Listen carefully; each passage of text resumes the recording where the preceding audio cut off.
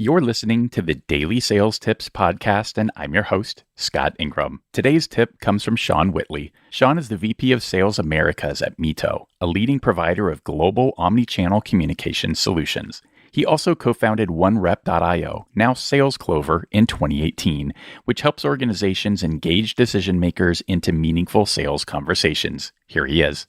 SMS is on the rise.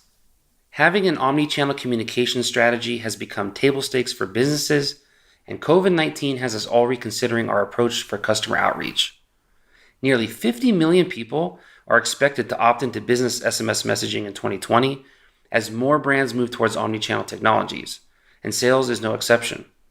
SMS is a great hack for creating many more opportunities to get in front of the right executives at the right point in their buyer journey.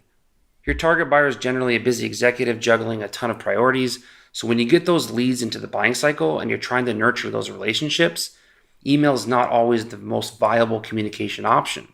Executives receive hundreds of emails a day, and the open rate's only about 20%. It's easy to see why SMS may be more effective to get in front of them because SMS rates are typically around 98%.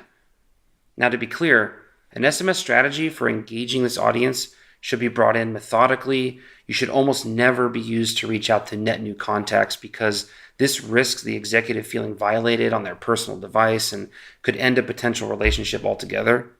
But when you're deeper into the sales process, once relationships have really been established in other ways, an SMS can feel more personal and less of an effort for them to reply to than maybe an email or jumping on a Zoom call.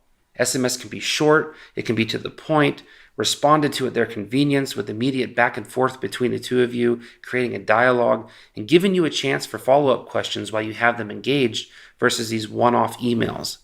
Building the relationship through SMS can even open up additional opportunities within the large organization. For example, I previously relied on your typical combination of follow-up emails and the occasional call just for the sales cycle to take about 2 months to close. But once I started texting with the decision maker, I was able to get the answers I needed almost immediately, quickly advancing my opportunity, and rather than waiting days for him to reply to my emails. Also, once I was able to show real value with him, I was able to ask for an introduction to his colleague in a different product team. Would you believe it? He actually sent me his cell phone number and said that he would be expecting my text. Customers want a tailored experience as they progress from first hearing about your company's existence all the way through to deciding to buy from you. In fact, most customers, they say about 73%, now expect companies to understand their needs and expectations. So as long as you understand those needs and expectations for your busy execs, and you weave it into the SMS conversations, not simply sending copy and paste templates, SMS can be a great strategy for you to consider. See for yourself.